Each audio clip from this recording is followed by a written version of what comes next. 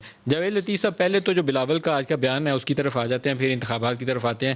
عدم اعتماد بزدار سے شروع کرتے ہیں، پھر پرائم منسٹر کی طرف آتے ہیں. شکریہ ندیم ملک صاحب، مگر میں پہلے گزارش یہ کر دوں کہ اگر لانے والوں کی طرح بھیجنے والے بھی ساتھ ہوں تو اگر یہ عمل کرنا ہے تو اس کے لیے تو ہم تیار نہیں ہیں. وجہ کہ اگر بزدار کو لانے والوں کو ہم غلط کہتے ہیں کہ یہ طریقہ کار غلط ہے، ووٹ کے بغیر یہ چرا کے ووٹ یا زبردستی اس کو بٹھا دیا گیا، تو اس کو ہٹانے کے لیے بھی اگر ان کی بھی ساکھیاں استعمال کرنی ہے تو یہ میرے لیے کیسے درست ہو سکتا ہے؟ نمبر ایک.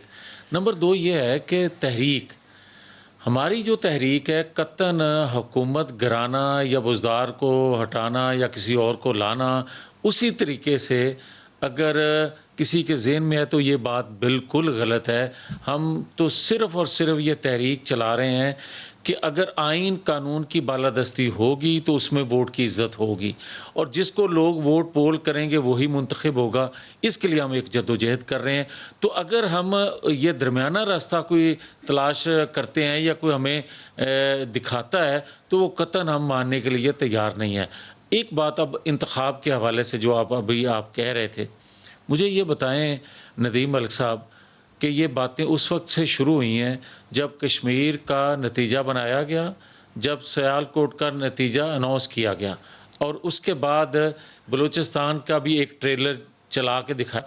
مقصد یہ تھا کہ نواز شریف کو دباؤ میں لانا اور نواز شریف کو یہ بتانا کہ طاقتور حلقے جو ہیں آپ نہیں مانیں گے تو یہ کھڑکی کھولی جا رہی ہے. تو میں یہ کہوں گا کہ اگر ان کھڑکیوں سے ہم پریشان ہوتے یا ہونا ہوتا تو پھر اپنی حکومت کو نہ گواتے، پھر اس وقت کو کمپرومائز کر لیتے. ہمیں انتخاب وہ چاہے. ہاں یہ بھی ایک بات درست ہے جو ابھی انہوں نے کہی فیصل صاحب کہ جون کے بعد بجٹ پیش کریں گے. نہیں، وہ بات نہیں ہے، بجٹ والی ایشو نہیں ہے. جو طاقتور حلقہ ہے اس نے حلقہ وائز انتخابی تیاریاں شروع کر دی ہوئی ہیں. انتخابی تیاریاں شروع کر دی ہوئی ہیں. انہوں نے تیاریاں شروع کرتی ہوئی ہیں. ان کو حوصلہ دیا گیا ہے اور کسی کو ہوپ دی گئی ہے. سندھ کے لوگوں کو ہوپ دی گئی ہے اور ان کو ایک تسلی دی گئی ہے. تسلی نہیں، ان کو دوسری چیز دکھائی گئی ہے کہ اگر تسی نہیں بندے بنو گے تو پھر بھی کم. آپ کا خیال ہے کہ بلاول کو امید دلائی گئی ہے کہ تھوڑا محنت کرو تو تمہاری باری لگ سکتی ہے؟ یس بالکل. یہ آپ کہہ رہے ہیں کہ یہ امید دی گئی ہے بلاول. یہ جو ہو رہا ہے، خبر چلائیں جی، بڑی خبر چلائیں. یہ جو ہو رہا ہے صاحب کی زبانی خبر، میری سنیں، یہ جو ہو رہا ہے اس کا مطلب اور آپ کیا لے سکتے ہیں؟ آپ مجھے یہ بتائیں. میں نہیں کہتا.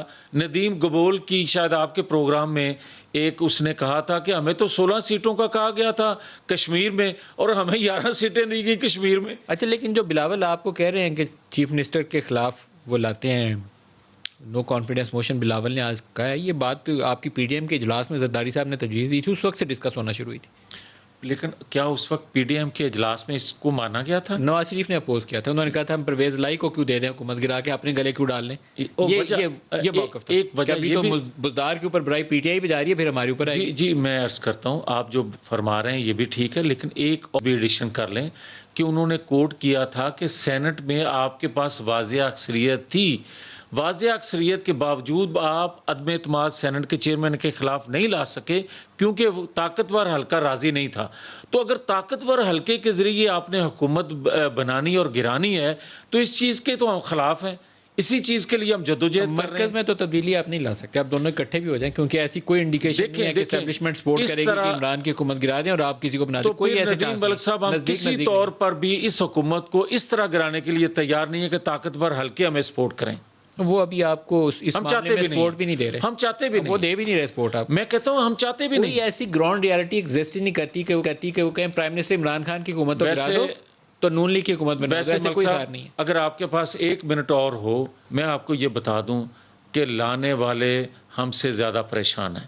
آپ یہ سن لیں، اور یہ میں کہنا چاہتا ہوں کہ جس ملک کے اندر حکومت وقت خوب ختم کر دے عوام کے اندر سے، وہ حکومت نہ زیادہ دیر رہ سکتی ہے، نہ ریاستی اداروں میں اعتماد رہتا ہے. اور دوسرا، بدقسمتی سے اس حکومت کی وجہ سے پاور سینٹر ایک نہیں رہ گیا.